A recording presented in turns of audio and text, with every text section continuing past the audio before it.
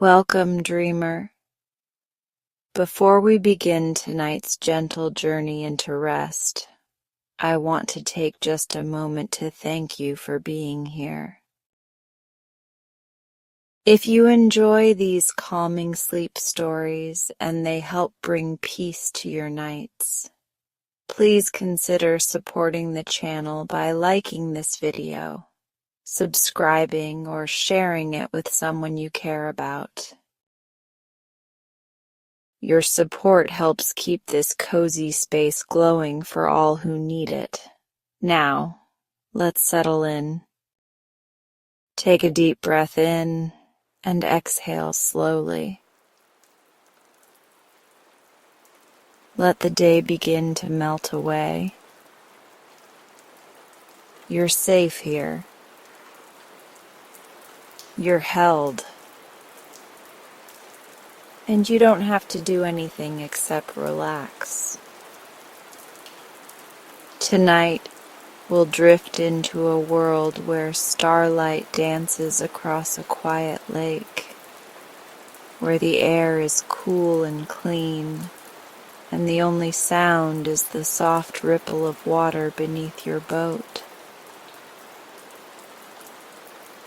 With every breath, we'll go deeper into stillness, gently floating, gently dreaming. Let's begin tonight's bedtime stories.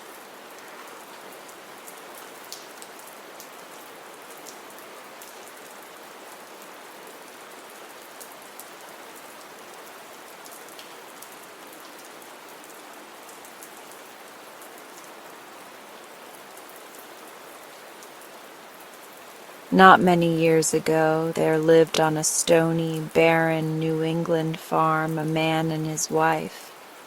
They were sober, honest people, working hard from early morning until dark to enable them to secure a scanty living from their poor land. Their house, a small one-storied building, stood upon the side of a steep hill, and the stones lay so thickly about it that scarce anything green could grow from the ground.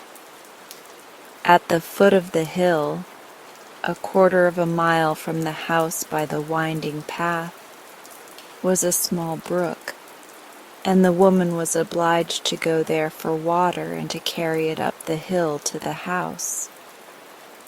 This was a tedious task, and with the other hard work that fell to her share had made her gaunt and bent and lean.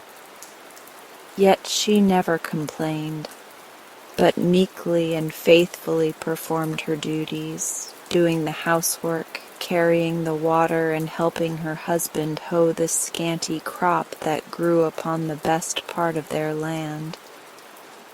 One day, as she walked down the path to the brook, her big shoes scattering the pebbles right and left, she noticed a large beetle lying upon its back and struggling hard with its little legs to turn over, that its feet might again touch the ground.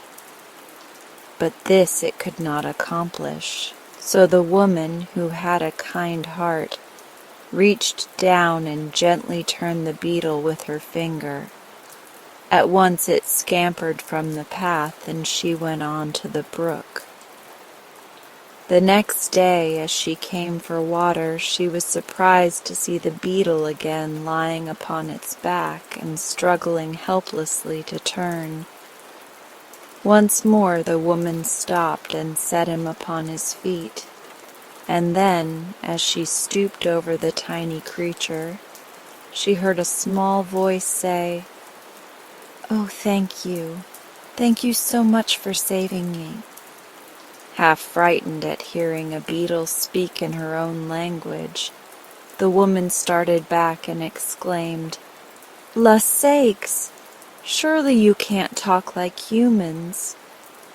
Then, recovering from her alarm, she again bent over the beetle, who answered her, "Why shouldn't I talk if I have anything to say?"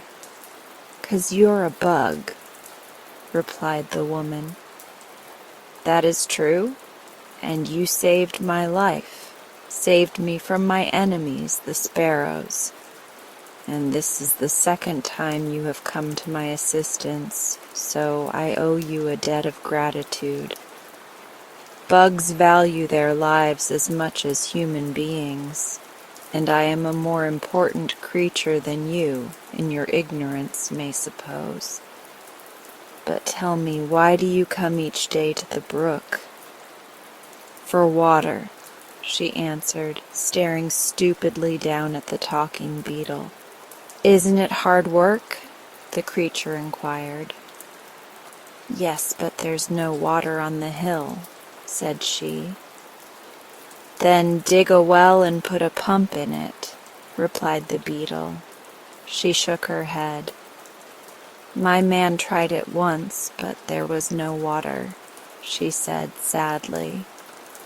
"Try it again," commanded the beetle, "and in return for your kindness to me I will make this promise. If you do not get water from the well, you will get that which is more precious to you. I must go now. Do not forget. Dig a well." And then, without pausing to say goodbye, it ran swiftly away and was lost among the stones. The woman returned to the house much perplexed by what the beetle had said, and when her husband came in from his work, she told him the whole story. The poor man thought deeply for a time, and then declared, "Wife, there may be truth in what the bug told you. There must be magic in the world yet, if a beetle can speak. And if there is such a thing as magic, we may get water from the well.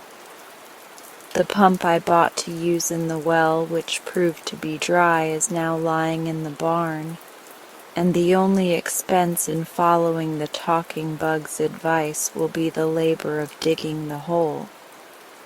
Labor I am used to, so I will dig the well."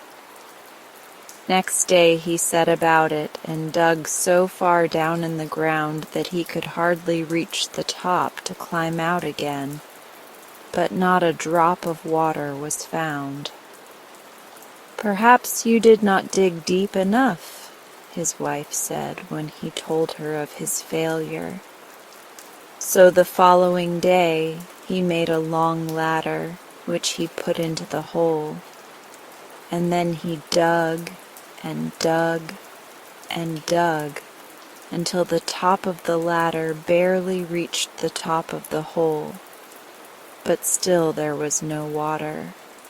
When the woman next went to the brook with her pail, she saw the beetle sitting upon a stone beside her path.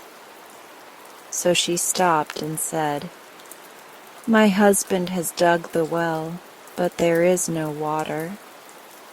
"Did he put the pump in the well?" asked the beetle. "No," she answered. "Then do as I commanded. Put in the pump, and if you do not get water, I promise you something still more precious." Saying which, the beetle swiftly slid from the stone and disappeared. The woman went back to the house and told her husband what the bug had said. "Well," replied the simple fellow, "there can be no harm in trying." So he got the pump from the barn and placed it in the well, and then he took hold of the handle and began to pump, while his wife stood by to watch what would happen.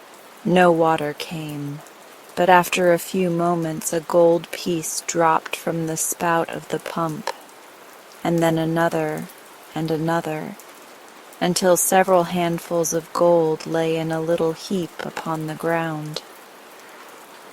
The man stopped pumping then, and ran to help his wife gather the gold pieces into her apron. But their hands trembled so greatly through excitement and joy that they could scarcely pick up the sparkling coins.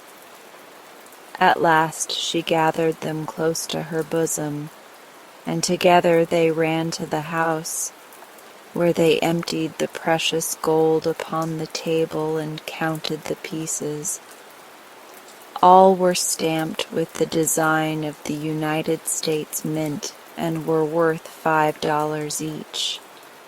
Some were worn and somewhat discolored from use, while others seemed bright and new, as if they had not been much handled. When the value of the pieces was added together, they were found to be worth $300. Suddenly the woman spoke.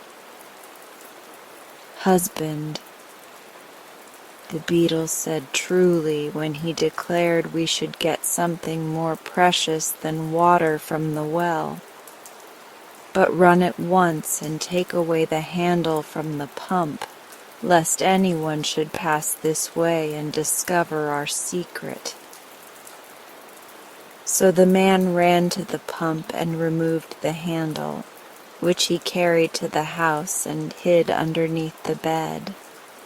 They hardly slept a wink that night, lying awake to think of their good fortune and what they should do with their store of yellow gold. In all their former lives they had never possessed more than a few dollars at a time, and now the cracked teapot was nearly full of gold coins. The following day was Sunday, and they arose early and ran to see if their treasure was safe.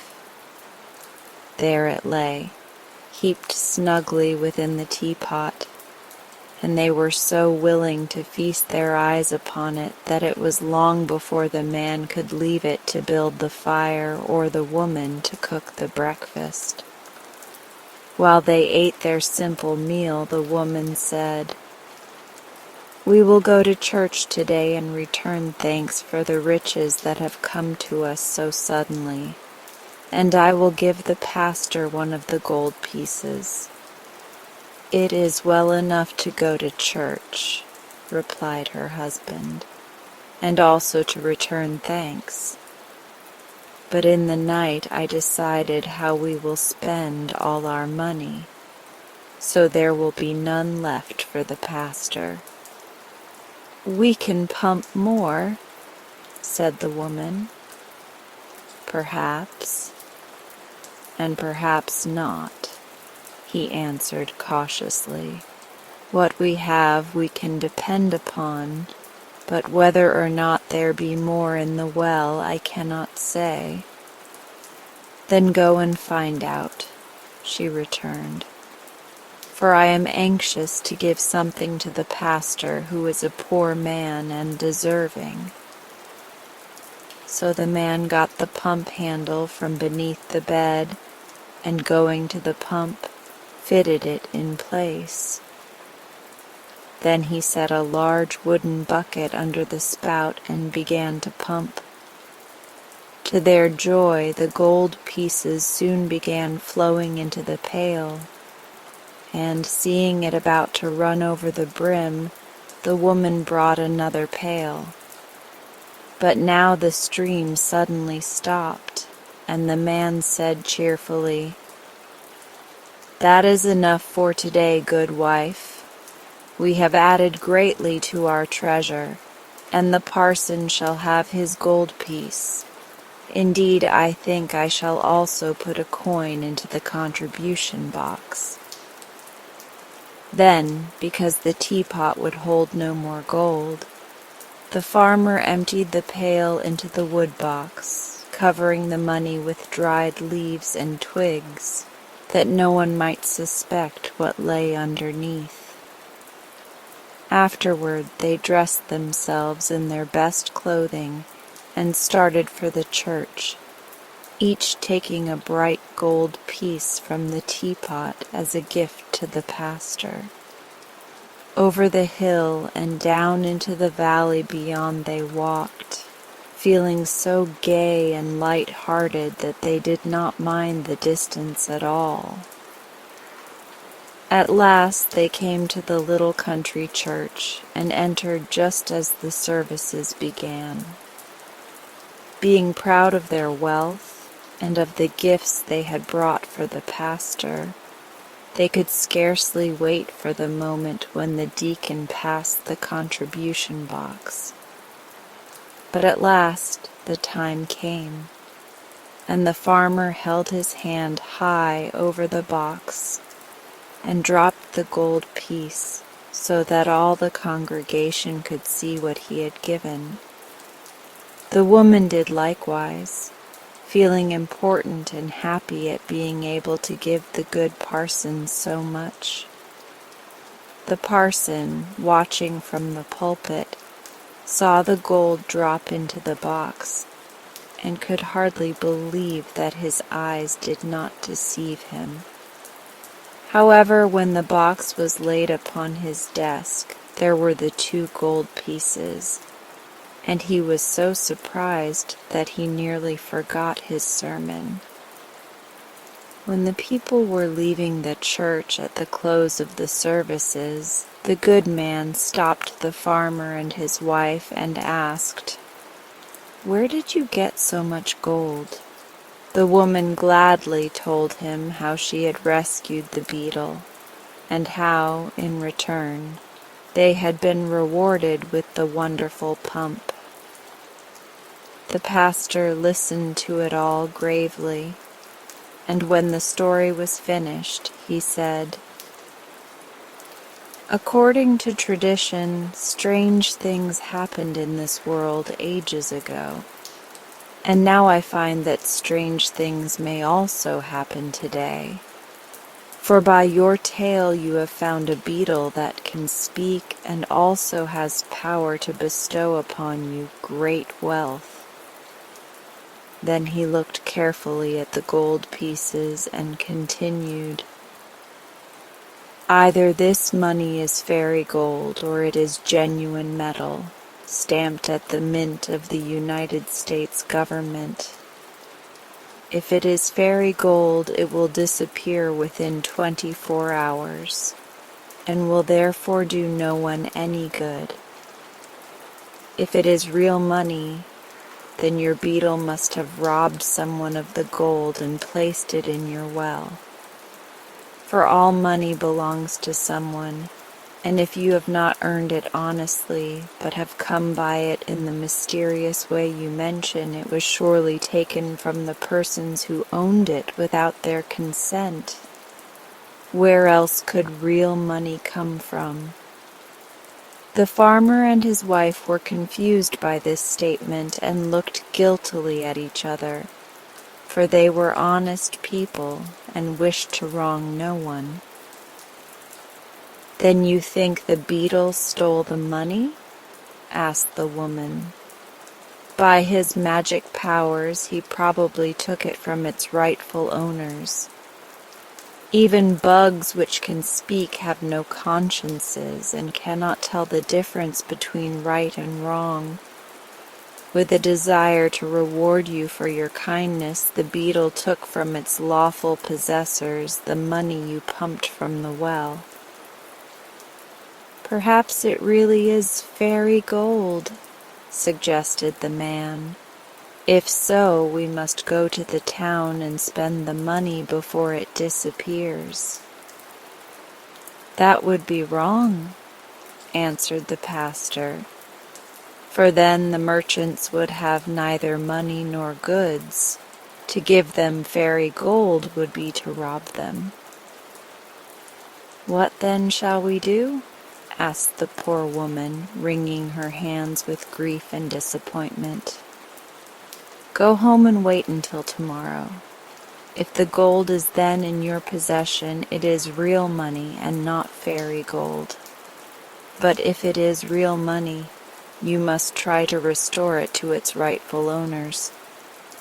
Take also these pieces which you have given me, for I cannot accept gold that is not honestly come by."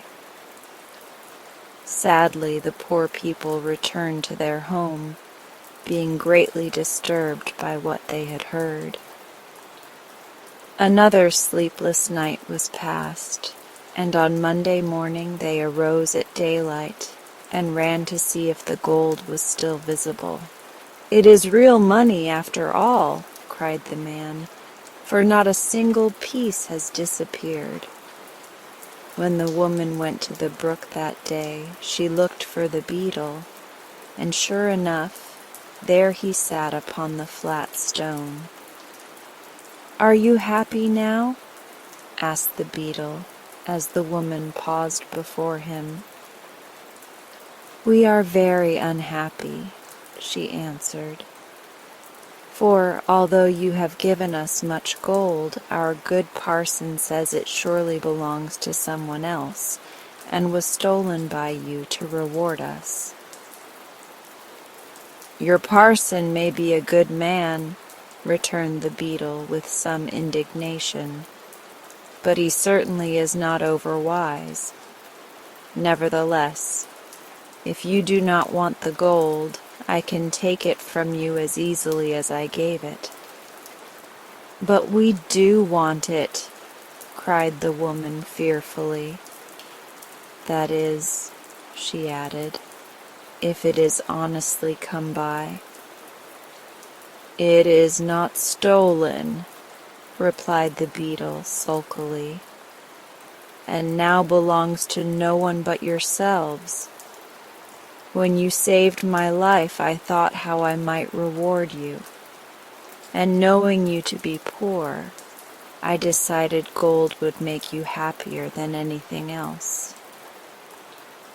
You must know," he continued, "that although I appear so small and insignificant, I am really king of all the insects, and my people obey my slightest wish.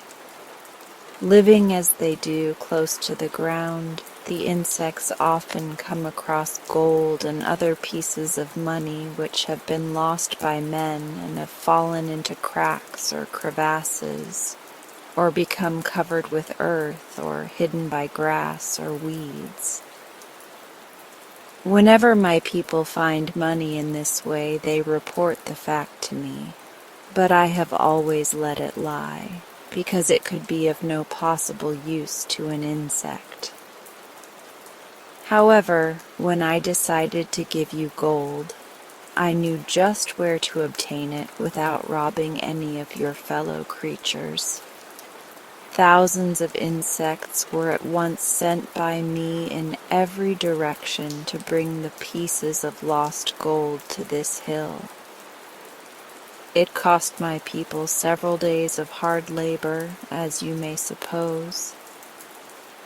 But by the time your husband had finished the well, the gold began to arrive from all parts of the country, and during the night my subjects dumped it all into the well, so you may use it with a clear conscience, knowing that you wrong no one."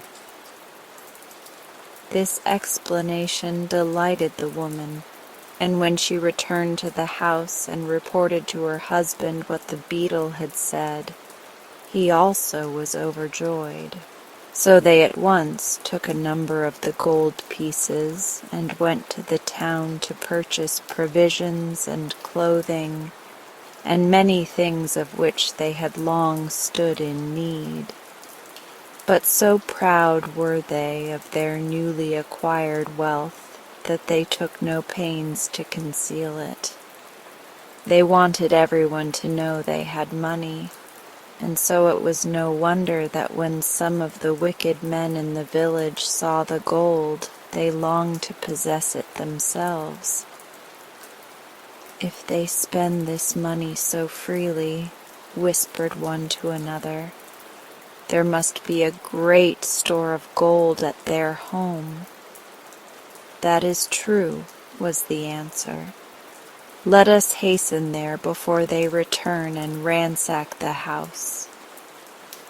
So they left the village and hurried away to the farm on the hill, where they broke down the door and turned everything topsy-turvy until they had discovered the gold in the wood box and the teapot.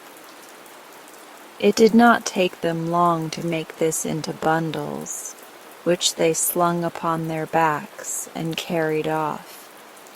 And it was probably because they were in a great hurry that they did not stop to put the house in order again. Presently, the good woman and her husband came up the hill from the village with their arms full of bundles, and followed by a crowd of small boys who had been hired to help carry the purchases. Then followed others, youngsters and country louts, attracted by the wealth and prodigality of the pair, who from simple curiosity trailed along behind like the tail of a comet and helped swell the concourse into a triumphal procession. Last of all came Guggins, the shopkeeper, carrying with much tenderness a new silk dress which was to be paid for when they reached the house, all the money they had taken to the village having been lavishly expended. The farmer, who had formerly been a modest man, was now so swelled with pride that he tipped the rim of his hat over his left ear and smoked a big cigar that was fast making him ill. His wife strutted along beside him like a peacock, enjoying to the full the homage and respect her wealth had won from those who formerly deigned not to notice her, and glancing from time to time at the admiring procession in the rear. But alas for their newborn pride! When they reached the farmhouse, they found the door broken in, the furniture strewn in all directions, and their treasure stolen to the very last gold piece. The crowd grinned and made slighting remarks of a personal nature, and Guggins, the shopkeeper, demanded in a loud voice the money for the silk dress he had brought. Then the woman whispered to her husband to run and pump some more gold while she kept the crowd quiet, and he obeyed quickly. But after a few moments he returned with a white face to tell her the pump was dry, and not a gold piece could now be coaxed from the spout. The procession marched back to the village, laughing and jeering at the farmer and his wife, who had pretended to be so rich, and some of the boys were naughty enough to throw stones at the house from the top of the hill. Mr. Guggins carried away his dress after severely scolding the woman for deceiving him, and when the couple at last found themselves alone, their pride had turned to humiliation and their joy to bitter grief. Just before sundown, the woman dried her eyes and, having resumed her ordinary attire, went to the brook for water. When she came to the flat stone, she saw the king beetle sitting upon it. "The well is dry," she cried out angrily. "Yes," answered the beetle calmly. "You have pumped from it all the gold my people could find." "But we are now ruined," said the woman, sitting down in the path beginning to weep, "for robbers have stolen from us every penny we possessed." "I'm sorry," returned the beetle, "but it is your own fault. Had you not made so great a show of your wealth, no one would have suspected you possessed a treasure or thought to rob you. As it is, you have merely lost the gold which others have lost before you. It will probably be lost many times more before the world comes to an end." "But what are we to do now?" she asked. "What did you do before I gave you the money?" "We worked from morning till night," said she. "Then work still remains for you," remarked the beetle composedly. "No one will ever try to rob you of that, you may be sure." And he slid from the stone and disappeared for the last time. This story should teach us to accept good fortune with humble hearts and to use it with moderation. For had the farmer and his wife resisted the temptation to display their wealth ostentatiously, they might have retained it to this very day.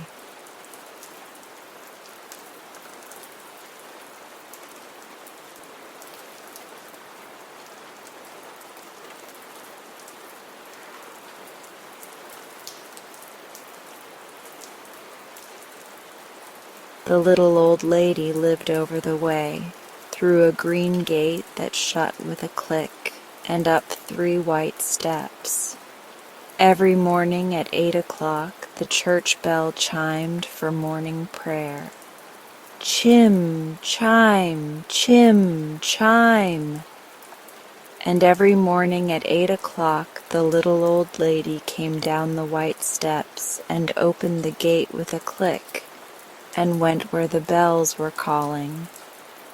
About this time also, little Ida would kneel on a chair at her nursery window in the opposite house to watch the old lady come out and go. The old lady was one of those people who look always the same. Every morning her cheeks looked like faded rose leaves, and her white hair like a snow wreath in a garden laughing at the last tea rose. Every morning she wore the same black satin bonnet and the same white shawl, had delicate gloves on the smallest of hands, and gathered her skirt daintily up from the smallest of feet. Every morning she carried a clean pocket handkerchief and a fresh rose in the same hand with her prayer book. And as the prayer book, being bound up with the Bible, was very thick, she seemed to have some difficulty in so doing. Every morning, whatever the weather might be, she stood outside the green gate and looked up at the sky to see if this were clear, and down at the ground to see if that were dry, and so went where the bells were calling. Ida knew the little old lady quite well by sight, but she did not know her name. Perhaps Ida's great-uncle knew it, but he was a grave, unsociable man who saw very little of his neighbors, so perhaps he did not. And Ida stood too much in awe of him to trouble him with idle questions. She had once asked Nurse, but Nurse did not know. So the quiet orphan child asked no more. She made up a name for the little old lady herself, however, after the manner of Mr. John Bunyan, and called her Mrs. Over-the-Way. And morning after morning, though the bread and milk breakfast smoked upon the table, she would linger at the window, beseeching, "1 minute more, dear nurse. Please let me wait till Mrs. Over-the-Way has gone to church." And when the little old lady had come out and gone, Ida would creep from her perch and begin her breakfast. Then, if the chimes went on till half the basinful was eaten, little Ida would nod her head contentedly and whisper, "Mrs. Over-the-Way was in time." Little Ida's history was a sad one. Her troubles began when she was but a year old, with the greatest of earthly losses, for then her mother died, leaving a sailor husband and their infant child. The sea captain could face danger, but not an empty home. So he went back to the winds and the waves, leaving his little daughter with relations. 6 long years had he been away, and Ida had had many homes, and yet, somehow, no home. When one day the postman brought her a large letter with her own name written upon it in a large hand. This was no old envelope sealed up again, no make-believe epistle to be put into the post through the nursery door. It was a real letter with a real seal, real stamps, and a great many postmarks. And when Ida opened it, there were 2 sheets written by the captain's very own hand, in round, fat characters, easy to read, with a sketch of the captain's very own ship at the top. And most welcome above all, the news that the captain's very own self was coming home.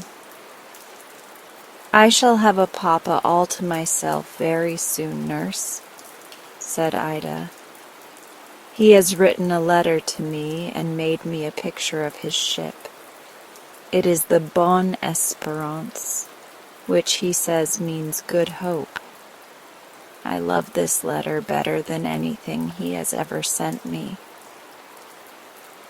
Nevertheless, Ida took out the carved fans and work boxes, the beads and handkerchiefs and feathers, the dainty foreign treasures the sailor father had sent to her from time to time, dusted them, kissed them, and told them that the captain was coming home.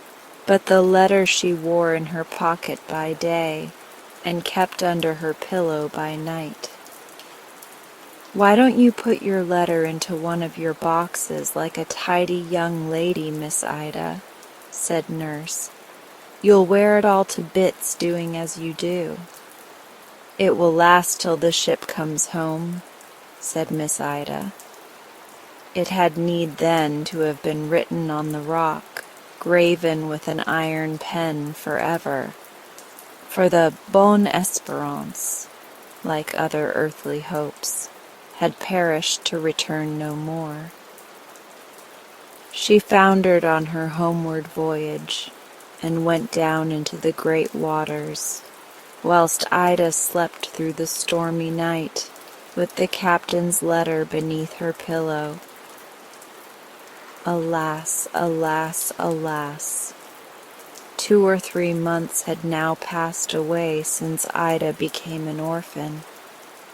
She had become accustomed to the crape-hung frock. She had learnt to read the captain's letter as the memorial of a good hope which it had pleased God to disappoint. She was fairly happy again. It was in the midst of that new desolation in her lonely life that she had come to stay with her great-uncle, and had begun to watch the doings of the little old lady who lived over the way. When dolls seemed vanity, and Noah's Ark a burden, it had been a quiet amusement, demanding no exertion, to see what little she could see of the old lady's life, and to speculate about what she could not, to wonder and fancy what Mrs. Over-the-Way looked like without her bonnet, and what she did with herself when she was not at church. Ida's imagination did not carry her far. She believed her friend to be old, immeasurably old, indefinitely old, and had a secret faith that she had never been otherwise. She felt sure that she wore a cap indoors, and that it was a nicer one than Nurse's, that she had real tea, with sugar and cream instead of milk and water, and hot toast rather than bread and treacle for tea, that she helped herself at meals, and went to bed according to her own pleasure and convenience, was, perhaps on these very grounds, utterly happy, and had always been so. "I am only a little girl," said Ida, as she pressed her face sadly to the cold window pane. "I am only a little girl, and very sad, you know, because Papa was drowned at sea. But Mrs. Over the Way is very old, and always happy, and so I love her." And in this there was both philosophy and truth. It is a mistake to suppose that the happiness of others is always a distasteful sight to the sad at heart. There are times in which life seems shorn of interests and bereaved of pleasure, when it is a relief, almost amounting to consolation, to believe that anyone is happy. It is some feeling of this nature, perhaps, which makes the young so attractive to the old. It soothes like the sound of harmonious music, the sight of harmonious beauty. It witnesses to a conviction lying deep even in the most afflicted souls that, come what may, all things were created good and man made to be blessed, before which sorrow and sighing flee away. This was one of many things which formed the attraction for Ida in the little old lady who lived over the way. That green gate shut in a life of which the child knew nothing, and which might be one of mysterious delights. To believe that such things could be was consoling, and to imagine them was real entertainment. Ida would sometimes draw a chair quietly to the table beside her own, and fancy that Mrs. Over the Way was having tea with her. She would ask the old lady if she had been in time for church that morning, beg her to take off her bonnet, and apologize politely for the want of hot tea and toast.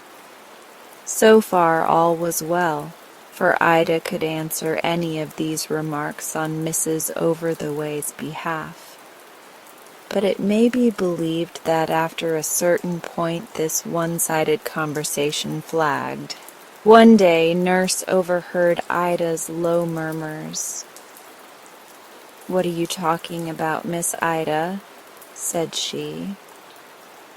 "I am pretending to have Mrs. Over the Way to tea," said Ida.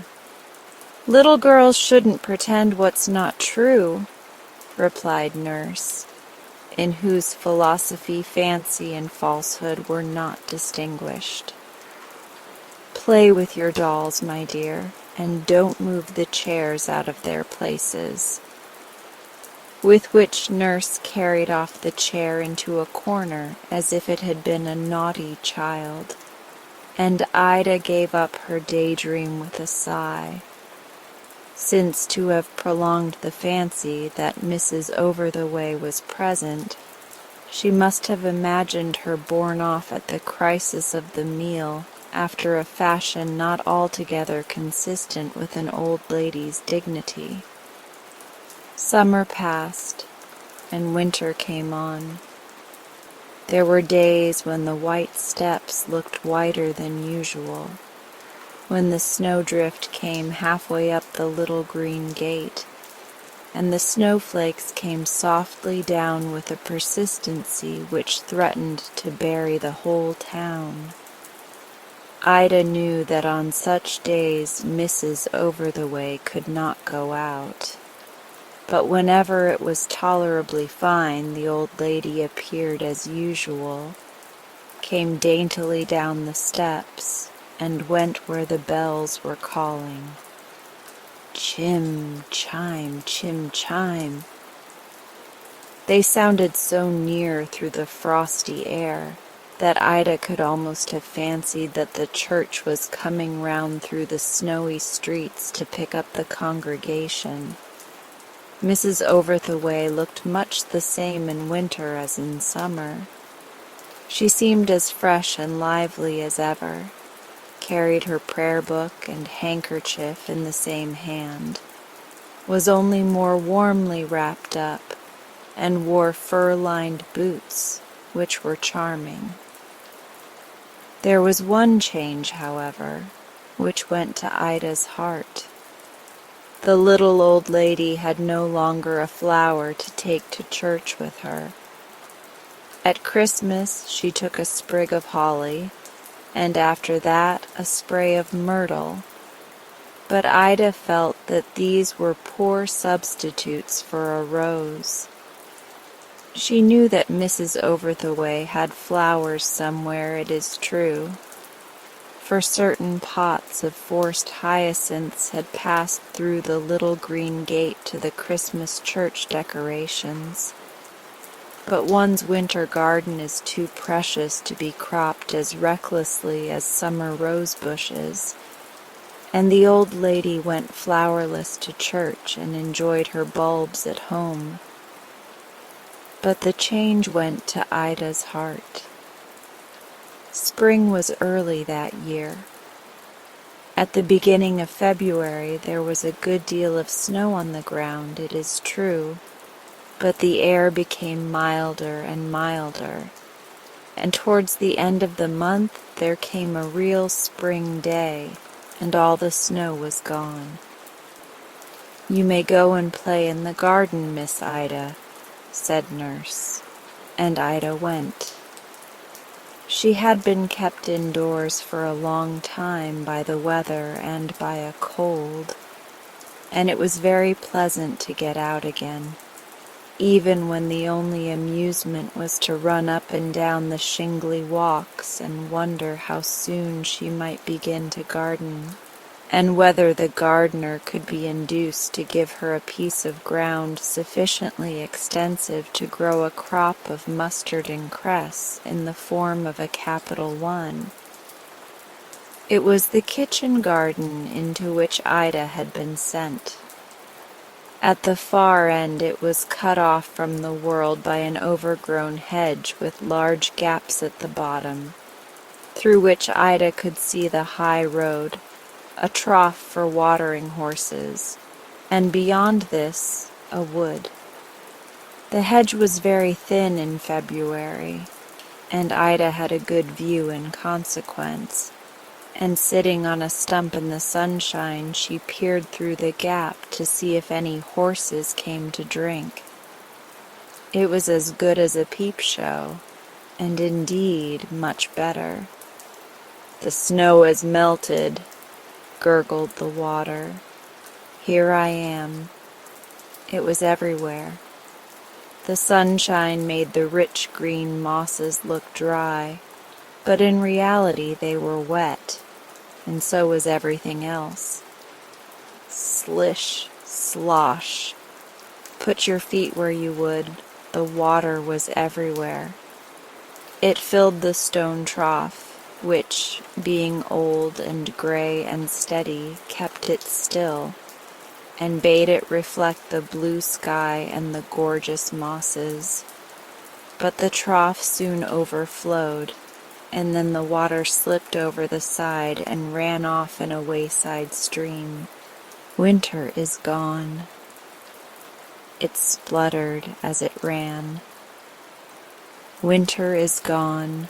Winter is gone, winter is gone." And on the principle that a good thing cannot be said too often, it went on with this all through the summer, till the next winter came and stopped its mouth with icicles. As the stream chattered, so the birds in the woods sang, tweet, tweet, chirrup, throstle, spring, spring, spring. And they twittered from tree to tree and shook the bare twigs with melody, whilst a single blackbird sitting still upon a bough below sang, "Life, life, life," with the loudest pipe of his throat, because on such a day it was happiness only to be alive. It was like a wonderful fairy tale, to which Ida listened with clasped hands. Presently, another song came from the wood. It was a hymn sung by children's voices, such as one often hears caroled by a troop of little urchins coming home from school. The words fell familiarly on Ida's ears.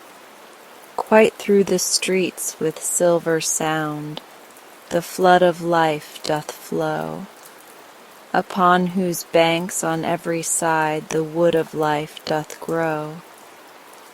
Thy gardens and thy gallant walks continually are green. There grow such sweet and pleasant flowers as nowhere else are seen. Their trees for evermore bear fruit, and evermore do spring. There evermore the angels sit, and evermore do sing. Here the little chorus broke off, and the children came pouring out of the wood with chattering and laughter. Only one lingered, playing under a tree and finishing the song. The child's voice rose shrill and clear like that of the blackbird above him. He also sang of life, eternal life, knowing little more than the bird of the meaning of his song, and having little less of that devotion of innocence in which happiness is praise. But Ida had ceased to listen to the singing. Her whole attention was given to the children as they scampered past the hedge, dropping bits of moss and fungi and such like woodland spoil. For, tightly held in the grubby hands of each, plucked with reckless indifference to bud and stalk and fading fast in their hot prisons, were primroses. Ida started to her feet, a sudden idea filling her brain. The birds were right. Spring had come, and there were flowers, flowers for Mrs. Over-the-Way. Ida was a very quiet, obedient little girl as a general rule. Indeed, in her lonely life she had small temptation to pranks or mischief of any kind. She had often been sent to play in the back garden before, and had never thought of straying beyond its limits. But today, a strong new feeling had been awakened by the sight of the primroses.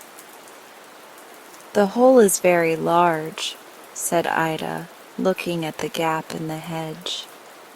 "If that dead root in the middle were pulled up, it would be wonderfully large." She pulled the root up, and though wonderful is a strong term, the hole was certainly larger.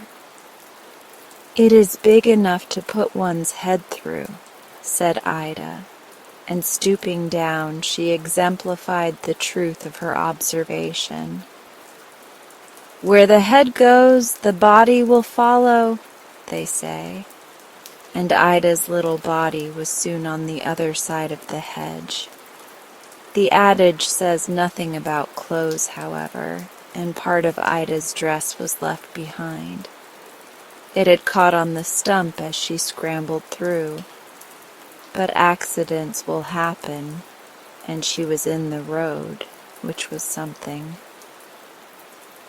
"It is like going into the world to seek one's fortune," she thought. Thus Gerda went to look for little Kay, and so Joringel sought for the enchanted flower. One always comes to a wood. And into the wood she came. Dame Nature had laid down her new green carpets, and everything looked lovely, but, as has been before said, it certainly was damp. The little singer under the tree cared no more for this, however, than the blackbird above him. "Will you tell me, please, where you got your primroses?" asked Ida. The child made a quaint, half-military salute and smiled. "Yonder," he said laconically, and, pointing up the wood, he went on with the song that he could not understand. "Ah, my sweet home, Jerusalem, would God I were in thee. Would God my woes were at an end, thy joys that I might see." Ida went on and on, looking about her as she ran. Presently the wood sloped downwards and pretty steeply, so that it was somewhat of a scramble. Yet still she kept a sharp lookout, but no primroses did she see, except a few here and there upon the ground, which had been plucked too close to their poor heads to be held in anybody's hands. These showed the way, however, and Ida picked them up in sheer pity and carried them with her. "This is how Hop-o'-my-Thumb found his way home," she thought. At the bottom of the hill ran a little brook, and on the opposite side of the brook was a bank, and on the top of the bank was a hedge, and under the hedge were the primroses. But the brook was between. Ida looked and hesitated. It was too wide to jump across, and here, as elsewhere, there was more water than usual. To turn back, however, was out of the question. Gerda would not have been daunted in her search by coming to a stream, nor would anyone else that ever was read of in fairy tales. It is true that in fairyland there are advantages which cannot always be reckoned upon by commonplace children in this commonplace world. When the straw, the coal, and the bean came to a rivulet in their travels, the straw laid himself across as a bridge for the others, and had not the coal been a degree too hot on that unlucky occasion, they might, for anything Ida knew to the contrary, still have been pursuing their journey in these favorable circumstances. But a traveling companion who expands into a bridge on an emergency is not to be met with every day, and as to poor Ida, she was alone. She stood first on one leg and then on the other. She looked at the water, and then at the primroses, and then at the water again, and at last perceived that in one place there was a large, flat, moss-covered stone in the middle of the stream, which stood well out of the water, and from which, could she but reach it, she might scramble to the opposite bank. But how to reach it? That nice, large, secure, comfortable-looking stone. I must put some more stones, thought Ida. There were plenty in the stream, and Ida dragged them up and began to make a ford by piling them together. It was chilly work, for a cloud had come over the sun, and Ida was just a little bit frightened by the freshwater shrimps and some queer, many-legged beasts who shot off the stones as she lifted them. At last the ford was complete. Ida stepped daintily over the bridge she had made and jumped triumphantly onto the big stone. Alas, for trusting to appearances! The stone that looked so firm was insecurely balanced below, and at the first shock one side went down with a splash, and Ida went with it. What a triumph for the shrimps! She scrambled to the bank, however, made up a charming bunch of primroses, and turned to go home. Never mind how she got back across the brook.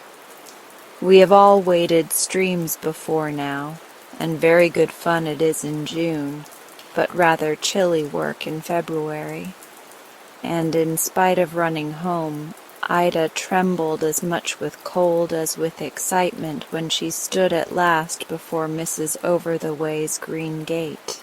Click! Ida went up the white steps, marking them sadly with her wet feet, and gave a valiant rap. The door was opened, and a tall, rather severe-looking housekeeper asked, "What do you want, my dear?" A shyness amounting to terror had seized upon Ida, and she could hardly find voice to answer. "If you please, I have brought these for whom?" Ida's pale face burnt crimson as she remembered that after all she did not know the little old lady's name. Perhaps the severe housekeeper was touched by the sight of the black frock, torn as it was, for she said kindly, "Don't be frightened, my dear. What do you want?"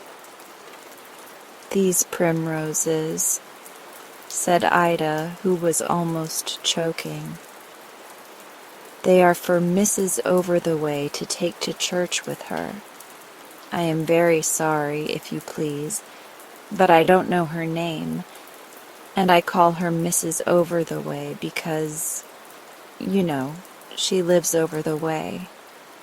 At least," Ida added, looking back across the road with a sudden confusion in her ideas, "at least, I mean, you know, we live over the way."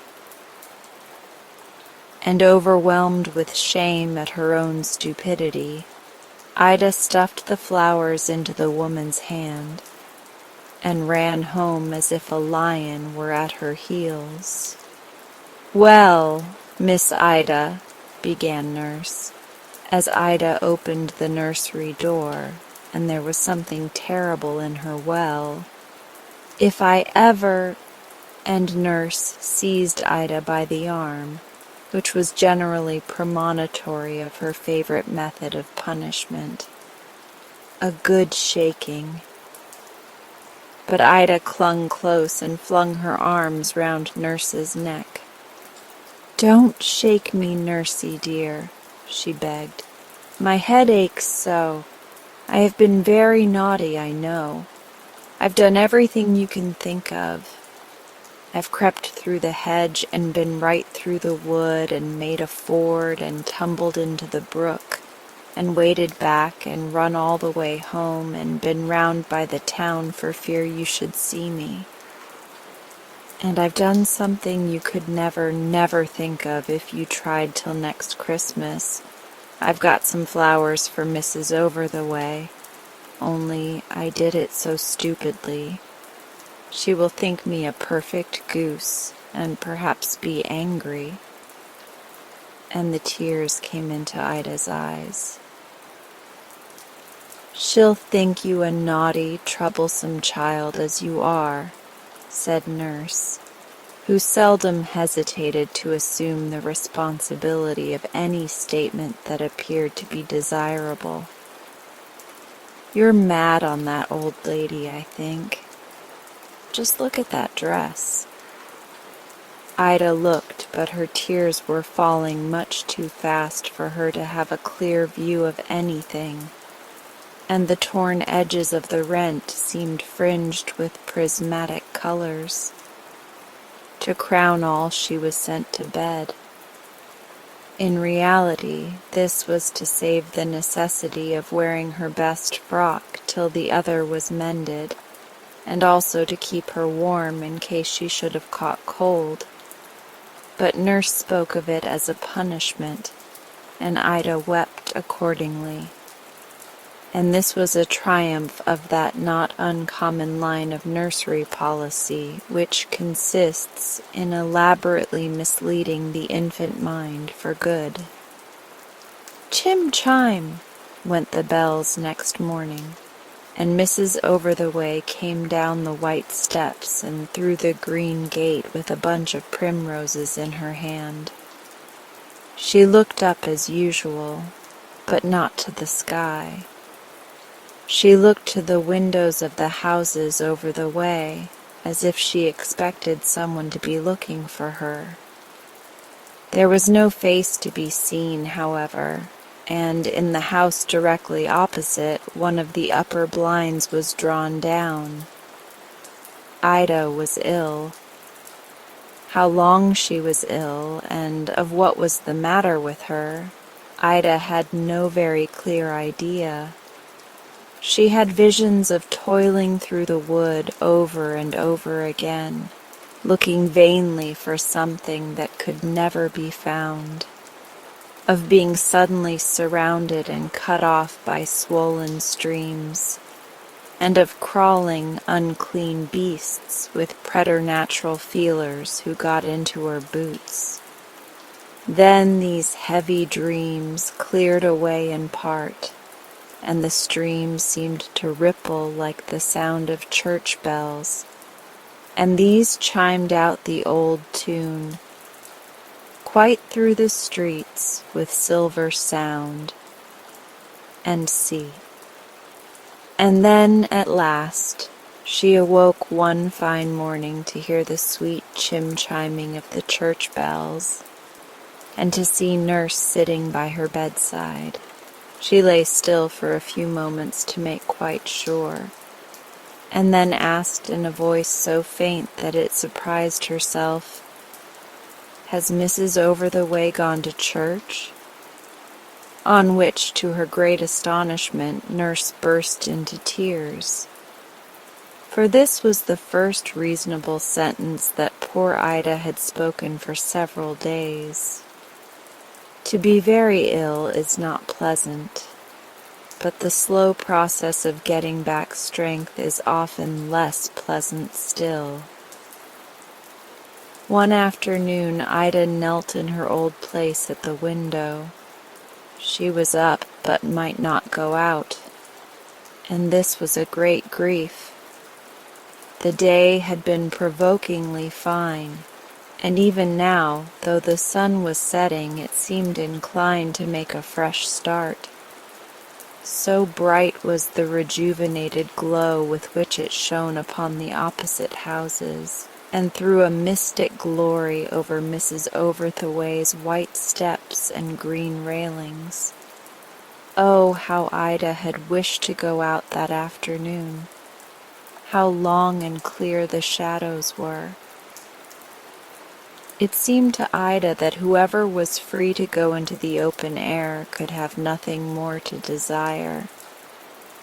Out of doors looked like paradise to the drooping little maid, and the passers-by seemed to go up and down the sunny street in a golden dream. Ida gazed till the shadows lengthened and crept over the street and up the houses, till the sunlight died upon the railings and then upon the steps, and at last lingered for half an hour in bright patches among the chimney stacks, and then went out altogether and left the world in shade. Twilight came on, and Ida sat by the fire, which rose into importance now that the sunshine was gone, and moreover spring evenings are cold. Ida felt desolate, and on the whole rather ill-used. Nurse had not been upstairs for hours, and though she had promised real tea and toast this evening, there were no signs of either as yet. The poor child felt too weak to play, and reading made her eyes ache. If only there were someone to tell her a story. It grew dark, and then steps came outside the door, and a fumbling with the lock which made Ida nervous. "Do come in, Nursey," she cried. The door opened, and someone spoke, but the voice was not the voice of Nurse. It was a sweet, clear, gentle voice, musical, though no longer young, such a voice as one seldom hears and never forgets, which came out of the darkness, saying, "It is not nurse, my dear, she is making the tea, and gave me leave to come up alone. I am Mrs. Over the Way." And there in the firelight stood the little old lady, as she has been before described, except that instead of her prayer book she carried a large pot hyacinth in her two hands. "I have brought you one of my pets, my dear," said she. "I think we both love flowers." The little old lady had come to tea. This was charming. She took off her bonnet, and her cap more than fulfilled Ida's expectations, although it was nothing smarter than a soft mass of tulle tied with white satin strings. But what a face looked out of it! Mrs. Over the Way's features were almost perfect. The beauty of her eyes was rather enhanced by the blue shadows that time had painted round them, and they were those good eyes which remind one of a clear well, at the bottom of which he might see truth. When young, she must have been exquisitely beautiful, Ida thought. She was lovely still. In due time, nurse brought up tea, and Ida could hardly believe that her fancies were realized at last, indeed more than realized, for no bread and treacle diminished the dignity of the entertainment, and nurse would as soon have thought of carrying off the great mogul on his cushions as of putting Mrs. Over the Way and her chair into the corner. But there is a limit even to the space of time for which one can enjoy tea and buttered toast. The tray was carried off, the hyacinth put in its place, and Ida curled herself up in an easy chair on one side of the fire, Mrs. Over the Way being opposite. "You see I am over the way still," laughed the little old lady. "Now tell me all about the primroses." So Ida told everything and apologized for her awkward speeches to the housekeeper. "I don't know your name yet," said she. "Call me Mrs. Over the Way still, my dear, if you please," said the little old lady. "I like it." So Ida was no wiser on this score. "I was so sorry to hear that you had been made ill on my account," said Mrs. Over the Way. "I have been many times to ask after you, and tonight I asked leave to come to tea. I wish I could do something to amuse you, you poor little invalid. I know you must feel dull." Ida's cheeks flushed. "If you would only tell me a story," she said. "I do so like hearing nurse's stories. At least she has only one, but I like it. It isn't exactly a story either, but it is about what happened in her last place. But I am rather tired of it. There's Master Henry. I like him very much. He was always in mischief. And there's Miss Adelaide, whose hair curled naturally, at least with a damp brush. I like her, but I don't have much of them, for nurse generally goes off about a quarrel she had with the cook, and I never could tell what they quarreled about. But nurse said cook was full of malice and deceitfulness, so she left. I'm rather tired of it." "What sort of a story shall I tell you?" asked Mrs. Over the Way. A true one, I think, said Ida. Something that happened to you yourself, if you please. You must remember a great many things, being so old.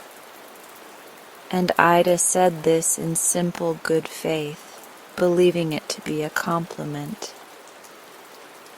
It is quite true, said Mrs. Over-the-Way, that one remembers many things at the end of a long life, and that they are often those things which happened a long while ago, and which are sometimes so slight in themselves that it is wonderful that they should not have been forgotten.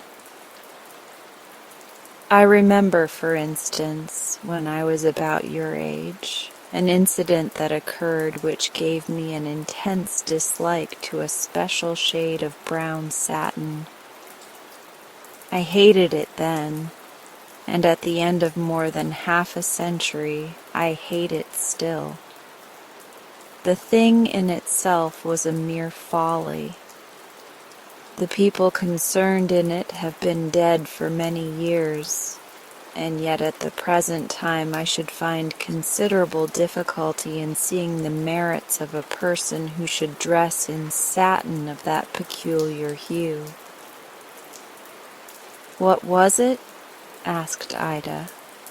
It was not amber satin, and it was not snuff-colored satin. It was one of the shades of brown known by the name of foil mort, or dead-leaf color. It is pretty in itself, and yet I dislike it. How funny, said Ida, wriggling in the armchair with satisfaction. Do tell me about it. But it is not funny in the least, unfortunately, said Mrs. Over-the-Way, laughing. It isn't really a story either. It is not even like Nurse's experiences. It is only a strong remembrance of my childhood that isn't worth repeating and could hardly amuse you. Indeed, indeed it would, said Ida. I like the sound of it. Satin is so different from Cook's. Mrs. Over-the-Way laughed. Still, I wish I could think of something more entertaining, said she. Please tell me that, said Ida earnestly. I would rather hear something about you than anything else. There was no resisting this loving argument. Ida felt she had gained her point, and curled herself up into a listening attitude accordingly. The hyacinth stood in solemn sweetness, as if it were listening also, and Mrs. Over-the-Way, putting her little feet upon the fender to warm.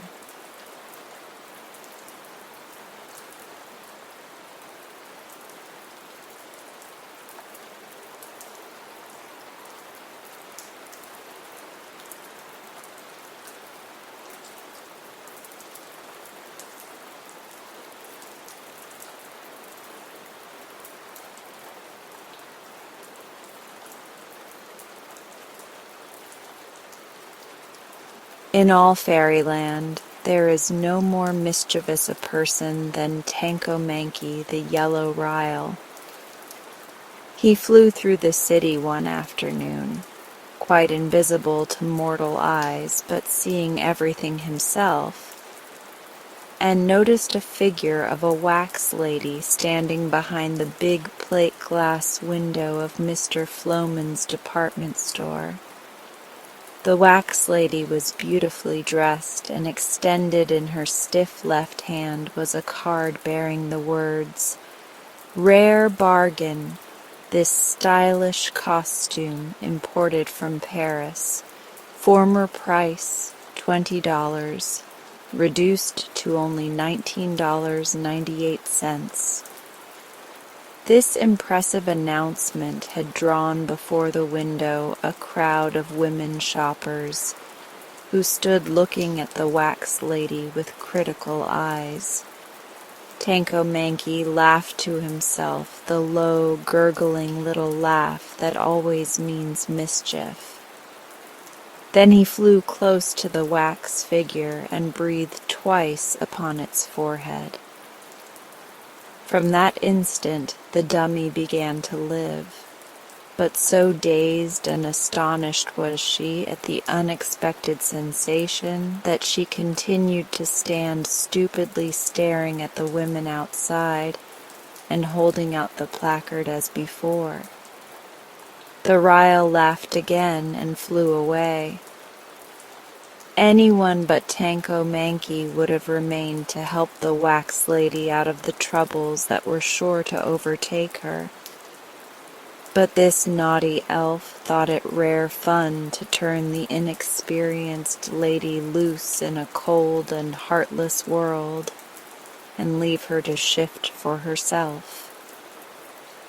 Fortunately, it was almost 6 o'clock when the dummy first realized that she was alive. And before she had collected her new thoughts and decided what to do, a man came around and drew down all the window shades, shutting off the view from the curious shoppers. Then the clerks and cashiers and floor walkers and cash girls went home and the store was closed for the night, although the sweepers and scrubbers remained to clean the floors for the following day. The window inhabited by the wax lady was boxed in, like a little room, one small door being left at the side for the window trimmer to creep in and out of. So the scrubbers never noticed that the dummy, when left to herself, dropped the placard to the floor and sat down upon a pile of silks to wonder who she was, where she was, and how she happened to be alive.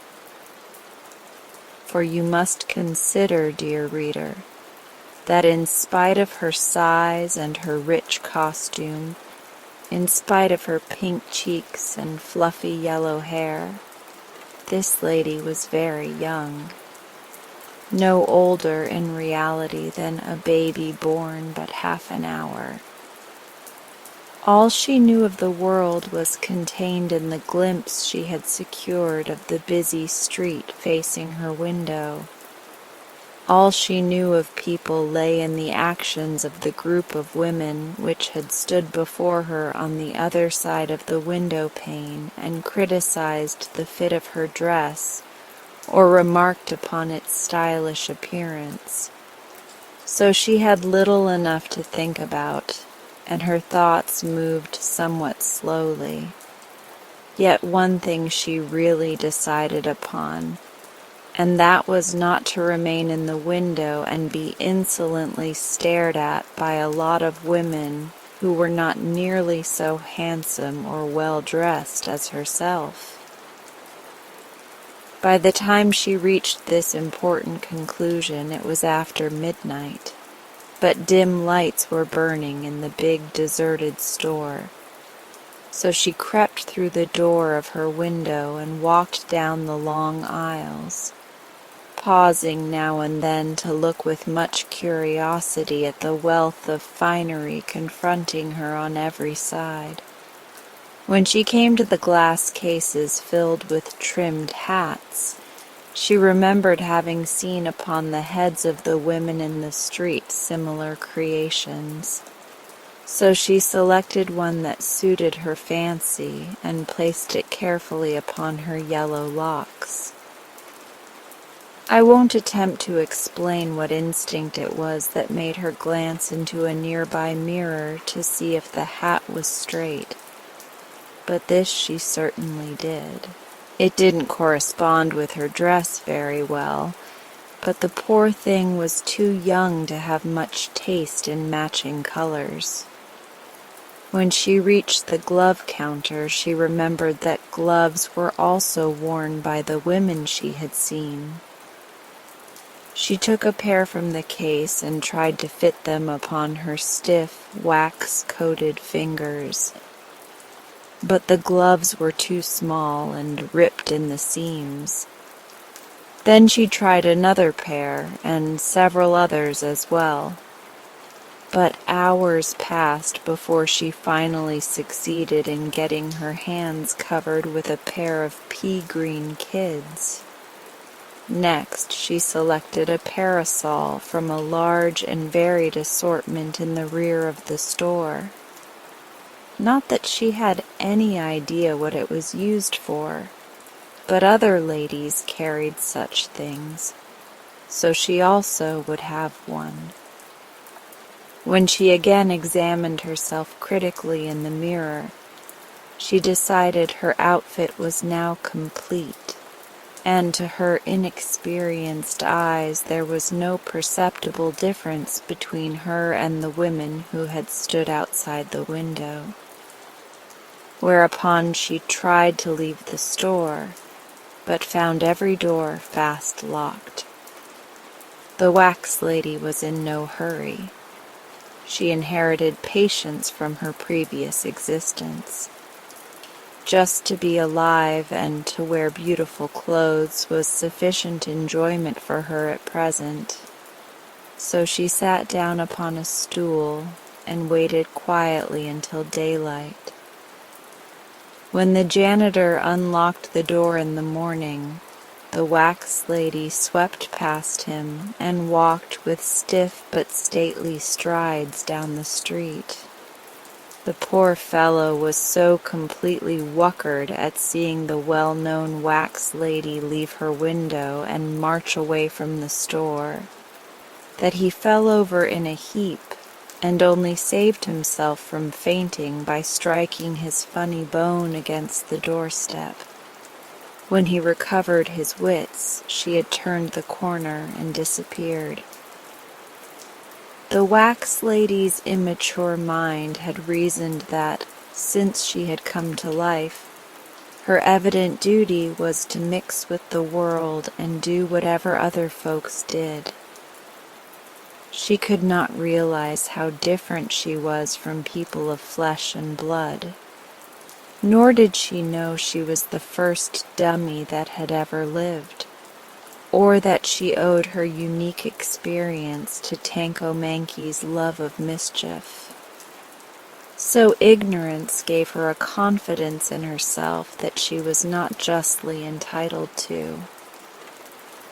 It was yet early in the day, and the few people she met were hurrying along the streets. Many of them turned into restaurants and eating houses, and following their example, the wax lady also entered one and sat upon a stool before a lunch counter. "Coffee and rolls," said a shop girl on the next stool. "Coffee and rolls," repeated the dummy, and soon the waiter placed them before her. Of course she had no appetite, as her constitution, being mostly wood, did not require food, but she watched the shop girl and saw her put the coffee to her mouth and drink it. Therefore the wax lady did the same, and the next instant was surprised to feel the hot liquid trickling out between her wooden ribs. The coffee also blistered her wax lips, and so disagreeable was the experience that she arose and left the restaurant, paying no attention to the demands of the waiter for 20 cents, mum. Not that she intended to defraud him, but the poor creature had no idea what he meant by 20 cents, mum. As she came out, she met the window trimmer at Floman's store. The man was rather nearsighted, but seeing something familiar in the lady's features, he politely raised his hat. The wax lady also raised her hat, thinking it the proper thing to do, and the man hurried away with a horrified face. Then a woman touched her arm and said, Beg pardon, ma'am, but there's a price mark hanging on your dress behind. Yes, I know, replied the wax lady stiffly. It was originally $20, but it's been reduced to $19.98. The woman looked surprised at such indifference and walked on. Some carriages were standing at the edge of the sidewalk, and seeing the dummy hesitate, a driver approached her and touched his cap. "Cab, ma'am?" he asked. "No," said she, misunderstanding him. "I'm Wax." "Oh!" he exclaimed, and looked after her wonderingly. "Here's your morning paper," yelled a newsboy. "Mine, did you say?" she asked. "Sure. Chronicle, Enquirer, Republican Spatch. What'll you have?" "What are they for?" inquired the wax lady simply. "Why, to read, o' course. All the news, you know." She shook her head and glanced at a paper. "It looks all speckled and mixed up," she said. "I'm afraid I can't read." "Ever been to school?" asked the boy, becoming interested. "No. What's school?" she inquired. The boy gave her an indignant look. "Say," he cried, "you're just a dummy, that's what ye are," and ran away to seek a more promising customer. "I wonder that he means," thought the poor lady. "Am I really different in some way from all the others? I look like them certainly, and I try to act like them. Yet that boy called me a dummy and seemed to think I acted queerly." This idea worried her a little, but she walked on to the corner where she noticed a streetcar stop to let some people on. The wax lady, still determined to do as others did, also boarded the car and sat down quietly in a corner. After riding a few blocks, the conductor approached her and said, "Fare, please." "What's that?" she inquired innocently. "Your fare," said the man impatiently. She stared at him stupidly, trying to think what he meant. "Come, come," growled the conductor. "Either pay up or get off." Still she did not understand, and he grabbed her rudely by the arm and lifted her to her feet. But when his hand came in contact with the hard wood of which her arm was made, the fellow was filled with surprise. He stooped down and peered into her face, and, seeing it was wax instead of flesh, he gave a yell of fear and jumped from the car, running as if he had seen a ghost.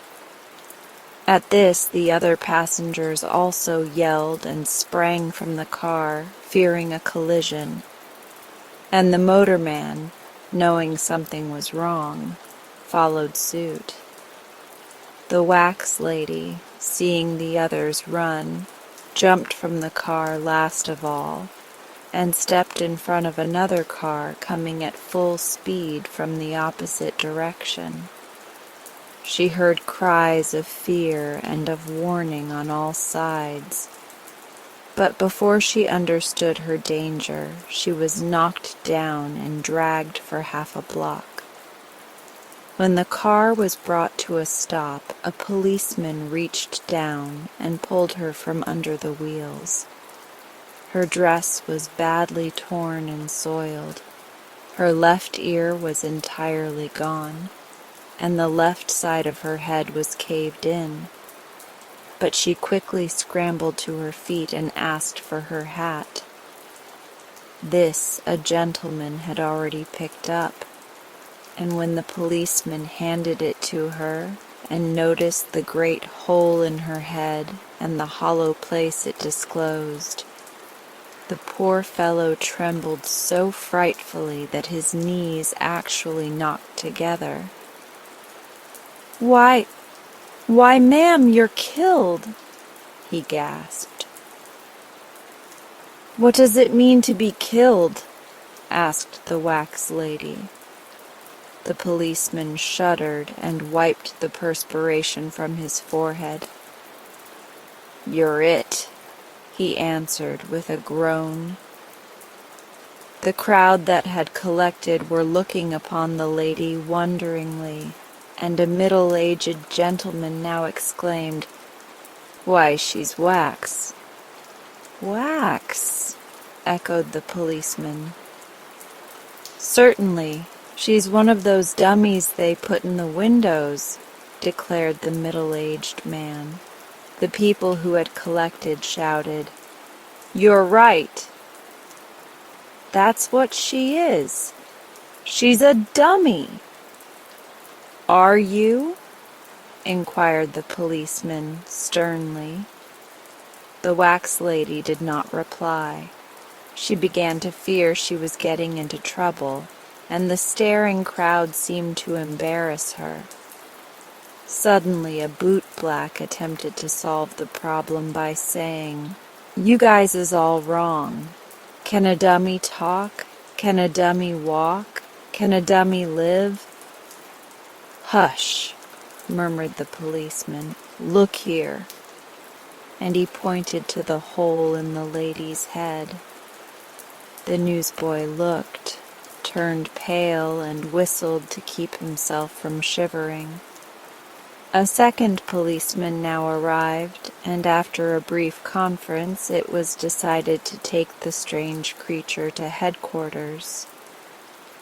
So they called a hurry-up wagon, and the damaged wax lady was helped inside and driven to the police station. There the policeman locked her in a cell and hastened to tell Inspector Mugg their wonderful story. Inspector Mugg had just eaten a poor breakfast and was not in a pleasant mood, so he roared and stormed at the unlucky policemen, saying they were themselves dummies to bring such a fairy tale to a man of sense. He also hinted that they had been guilty of intemperance. The policeman tried to explain, but Inspector Mugg would not listen, and while they were still disputing in rushed Mr. Floman, the owner of the department store. "I want a dozen detectives at once, Inspector," he cried. "What for?"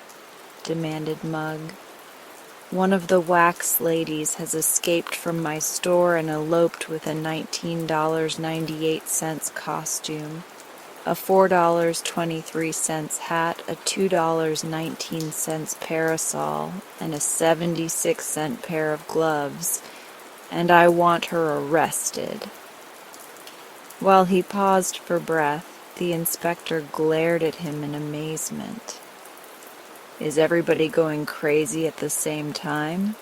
he inquired sarcastically. "How could a wax dummy run away?" "I don't know, but she did. When my janitor opened the door this morning, he saw her run out." "Why didn't he stop her?" asked Mugg. "He was too frightened. But she's stolen my property, Your Honor, and I want her arrested," declared the storekeeper. The inspector thought for a moment. "You wouldn't be able to prosecute her," he said, "for there's no law against dummies stealing." Mr. Floman sighed bitterly. "Am I to lose that $19.98 costume and the $4.25 hat and—" "By no means," interrupted Inspector Mugg. "The police of this city are ever prompt to act in defense of our worthy citizens. We have already arrested the wax lady, and she is locked up in cell number 16. You may go there and recover your property if you wish, but before you prosecute her for stealing, you'd better hunt up a law that applies to dummies." "All I want," said Mr. Floman, "is that $19.98 costume and—" "Come along," interrupted the policeman. "I'll take you to the cell."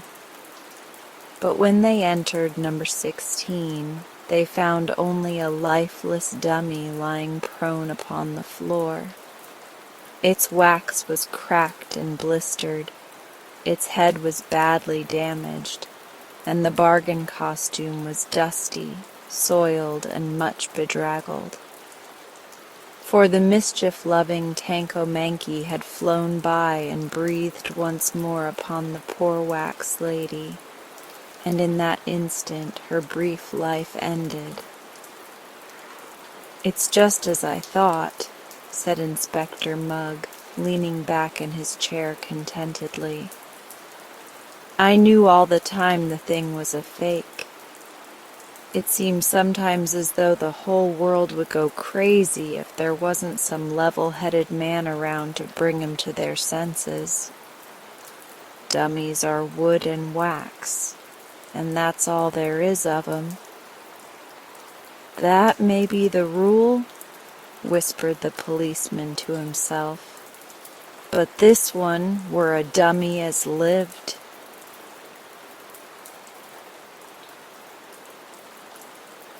Mama had gone downtown to shop. She had asked Nora to look after Jane Gladys, and Nora promised she would. But it was her afternoon for polishing the silver, so she stayed in the pantry and left Jane Gladys to amuse herself alone in the big sitting room upstairs.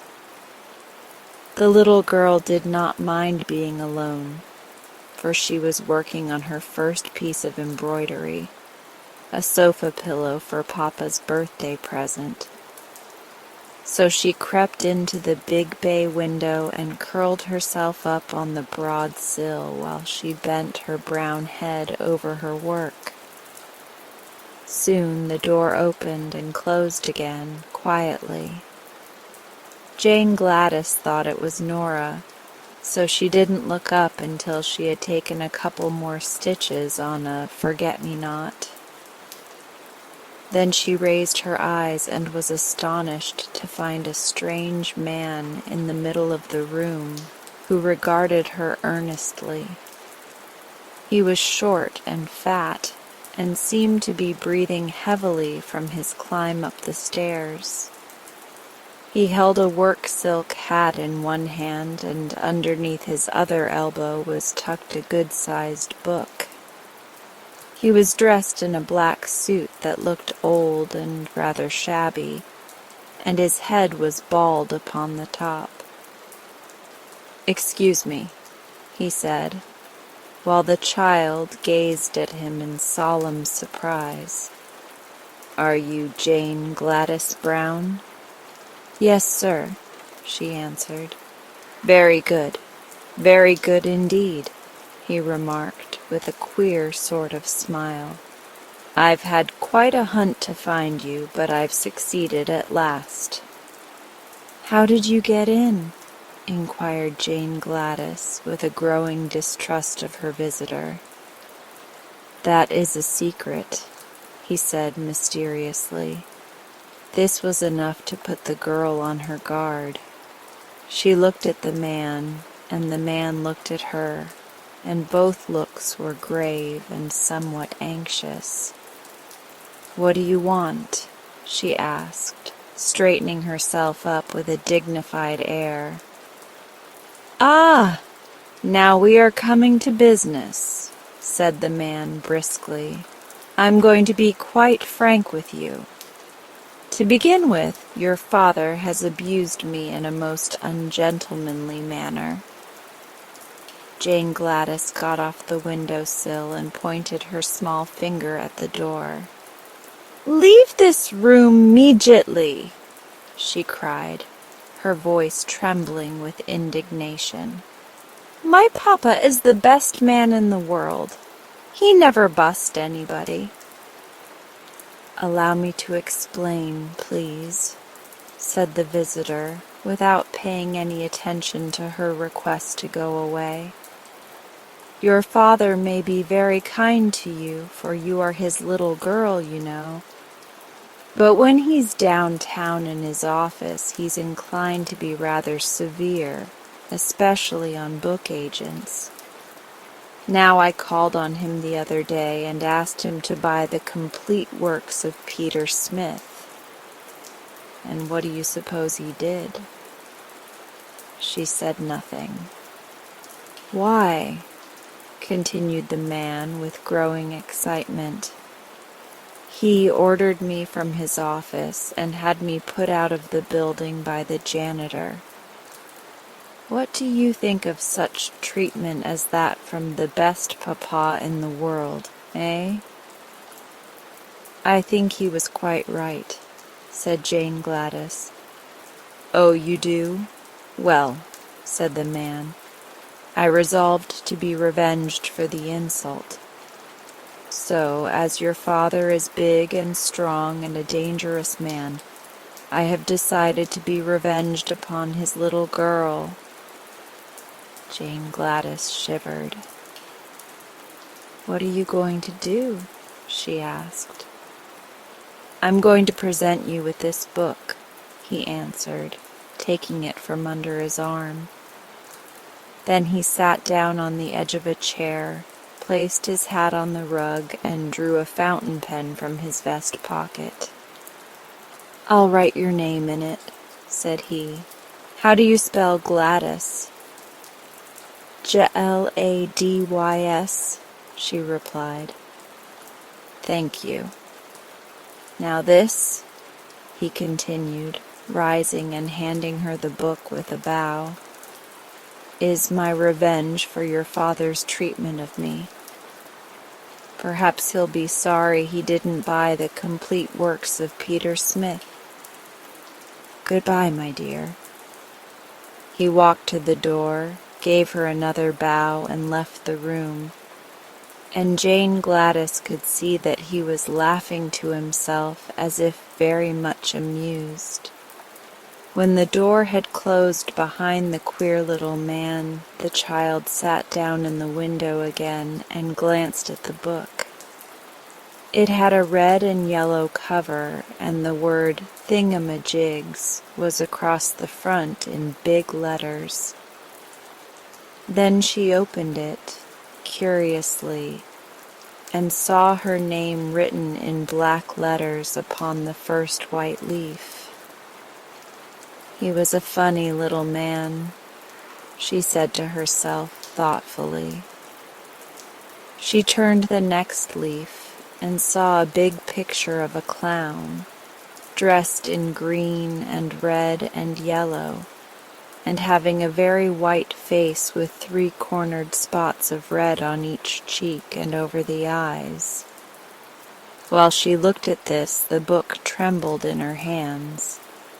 The leaf crackled and creaked, and suddenly the clown jumped out of it and stood upon the floor beside her, becoming instantly as big as any ordinary clown. After stretching his arms and legs and yawning in a rather impolite manner, he gave a silly chuckle and said, "This is better. You don't know how cramped one gets standing so long upon a page of flat paper."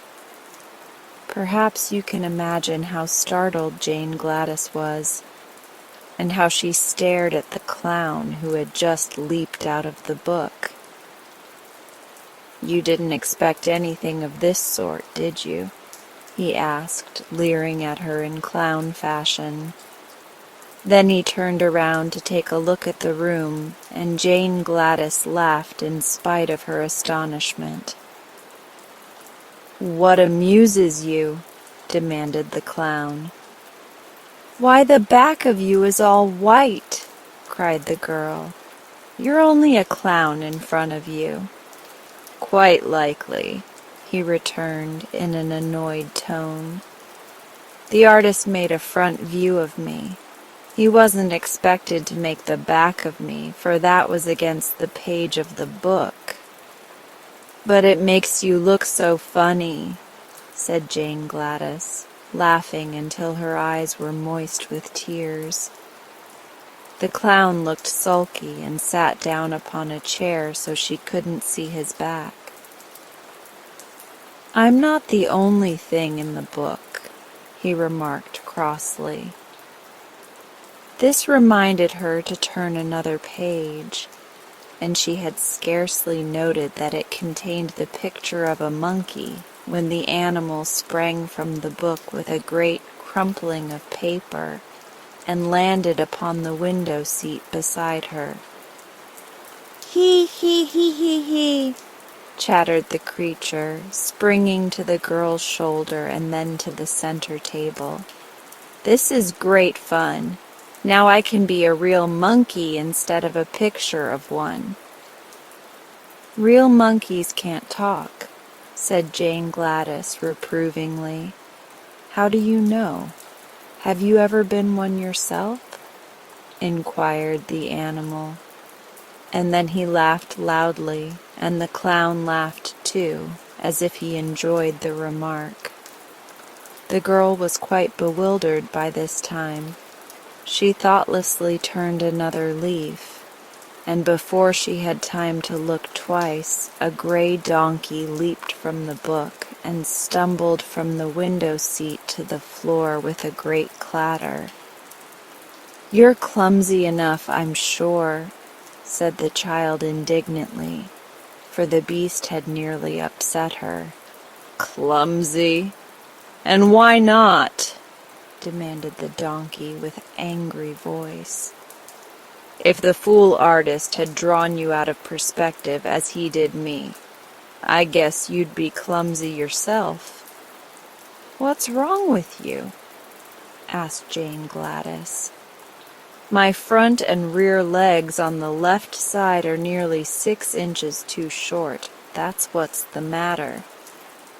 If that artist didn't know how to draw properly, why did he try to make a donkey at all? I don't know, replied the child, seeing an answer was expected. I can hardly stand up, grumbled the donkey, and the least little thing will topple me over.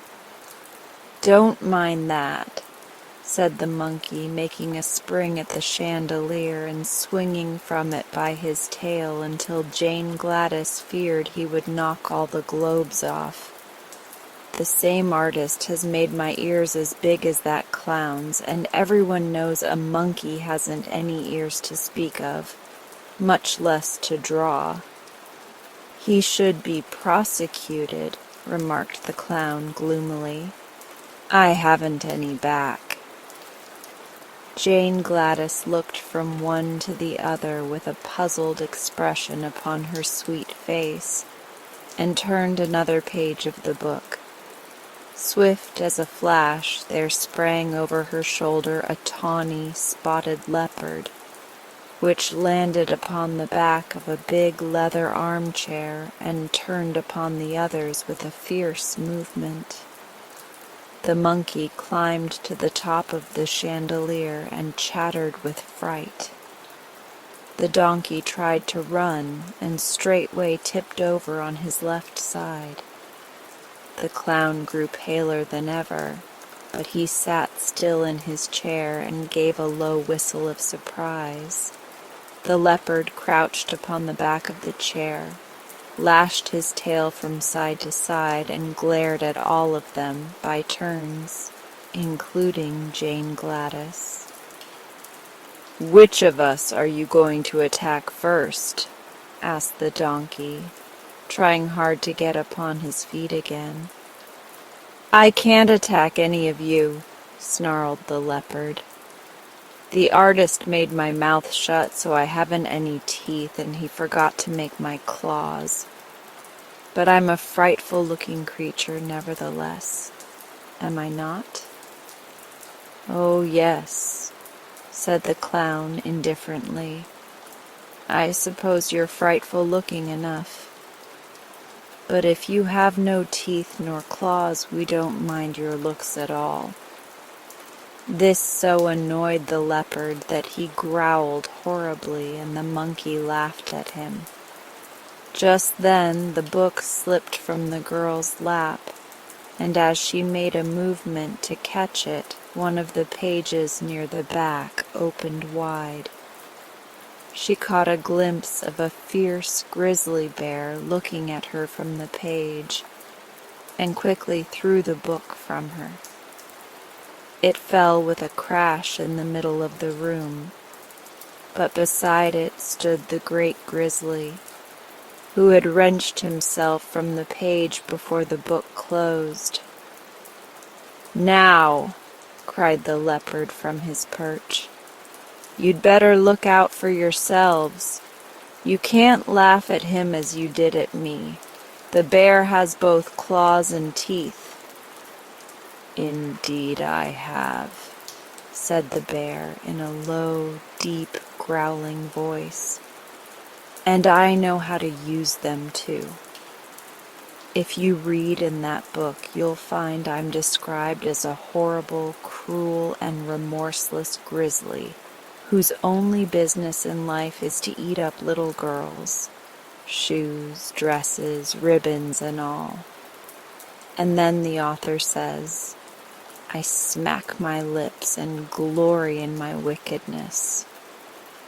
"That's awful," said the donkey, sitting upon his haunches and shaking his head sadly. "What do you suppose possessed the author to make you so hungry for girls? Do you eat animals also?" "The author does not mention my eating anything but little girls," replied the bear. "Very good," remarked the clown, drawing a long breath of relief. "You may begin eating Jane Gladys as soon as you wish. She laughed because I had no back. And she laughed because my legs are out of perspective," brayed the donkey.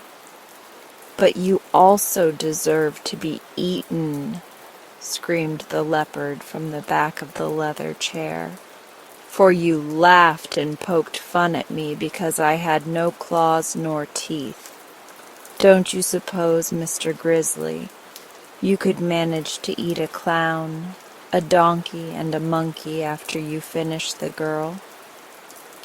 "Perhaps so, and a leopard into the bargain," growled the bear.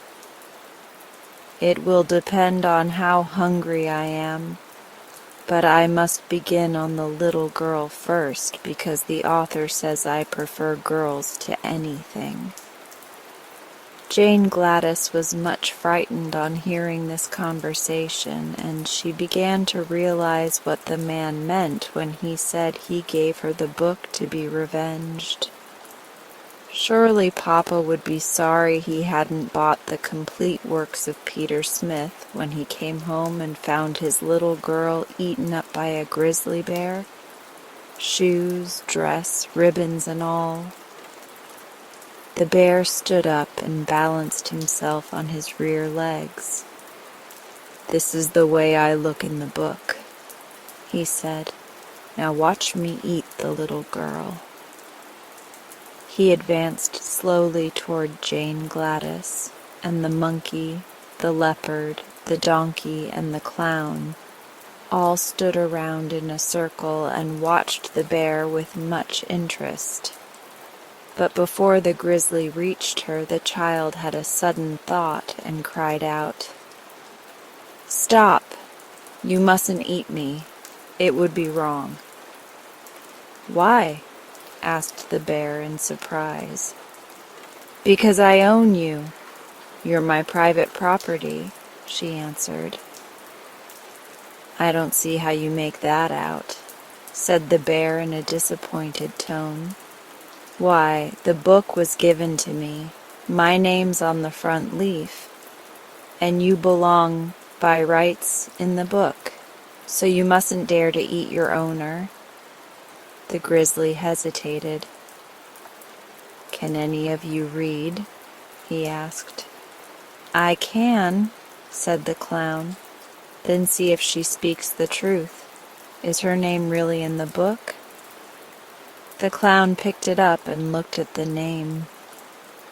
"It is," said he. "Jane Gladys Brown," and written quite plainly in big letters. The bear sighed. "Then of course I can't eat her," he decided. "That author is as disappointing as most authors are. But he's not as bad as the artist," exclaimed the donkey, who was still trying to stand up straight. "The fault lies with yourselves," said Jane Gladys severely. "Why didn't you stay in the book where you were put?" The animals looked at each other in a foolish way, and the clown blushed under his white paint. "Really," began the bear, and then he stopped short. The doorbell rang loudly. "It's Mama!"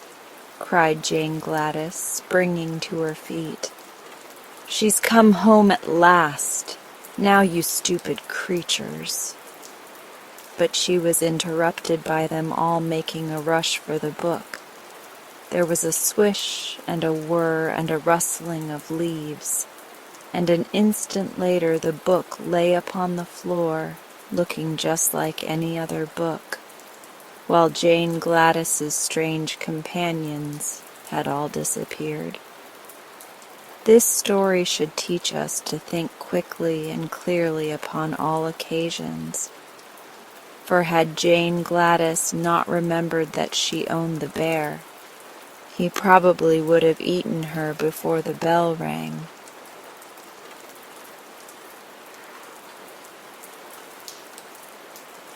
And now, as we come to the end of this session, if you're still awake, I would like you to feel the calm you've created within yourself. You've given your mind and body such a beautiful gift, a moment to simply be. Let that sense of peace stay with you as you move through the rest of your night. If you'd like, you can stay here a little longer.